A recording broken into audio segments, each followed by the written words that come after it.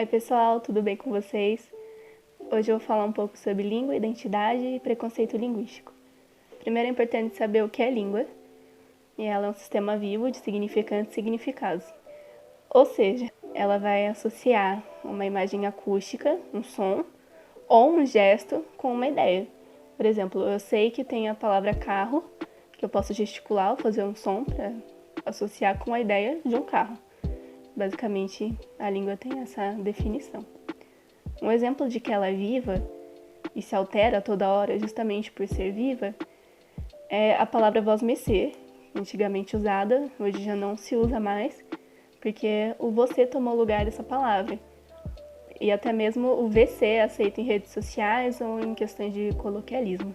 Isso acontece porque a língua é dinâmica, ela muda a todo instante para acompanhar as necessidades do falante. E as palavras passam por uma constante mudança justamente porque elas precisam acompanhar a necessidade de conceitos dos falantes que mudam, e então a língua vai mudar também. E isso vai acontecer em diferentes ocasiões, como foi o caso do vosmecê, citado anteriormente, que sofreu uma contração, a linguiça, que perdeu um acento, o trema, e até a significação das palavras mudam, que seria o caso do formidável, que antes era algo assustador e agora é algo esplêndido. Além de comunicar, a língua vai expressar a visão de mundo de um povo. Isso vem de uma hipótese chamada relativismo linguístico, que vai dizer que a língua se relaciona com a política, a cultura, o pensamento e tudo que tem a ver com um povo, como ele se manifesta e organiza. Tem uma cientista chamada Lera que trabalha com relativismo linguístico. E ela dá um monte de exemplos sobre o assunto. Dois deles são que no Brasil, no português, a gente fala azul e para diferenciar a intensidade do azul, a gente vai usar o claro ou o escuro. E no russo, eles vão ter uma palavra específica para o azul claro e outra para o azul escuro.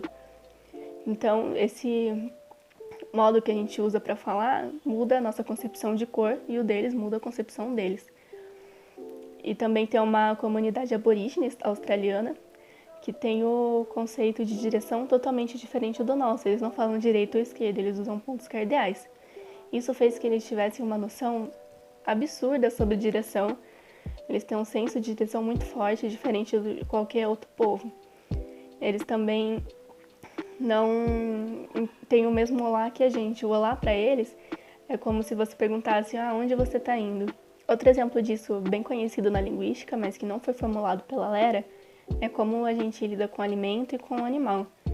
Porque aqui no Brasil, em português, a gente fala tanto carneiro para animal quanto para carne. E no inglês, tem uma palavra específica para o carneiro carne e para o carneiro animal, que seria sheep para o animal e mutton para a carne que é consumida.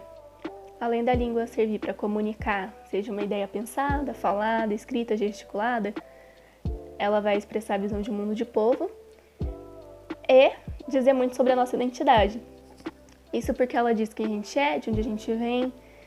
Cada comunidade tem um dialeto diferente. Então, o médico tem um dialeto, o advogado tem outro. A criança fala diferente do adulto, que fala diferente do idoso. A comunidade periférica fala de um jeito e a comunidade oposta fala do outro. E não se tratando só de dialeto, mas às vezes também de sotaque, porque o sotaque nordestino é diferente do paulista, que é diferente do fluminense, que é diferente do sulista, e por aí vai. Então, como ela diz muito sobre quem a gente é, ela acaba sendo alvo de preconceito. No livro Linguística, O que é isso?, que foi organizado pelo Fiorin, tem uma fala dele muito boa, que é mais ou menos assim: só porque alguém fala uma língua, acha que pode falar dela também. Isso porque o conceito de certo ou errado é muito pobre na linguística. Não se diz que alguém fala certo ou errado, você pode dizer que aquela comunicação foi efetiva ou que aconteceu um ruído de comunicação, ou seja, não entendi a mensagem que a outra pessoa quis passar.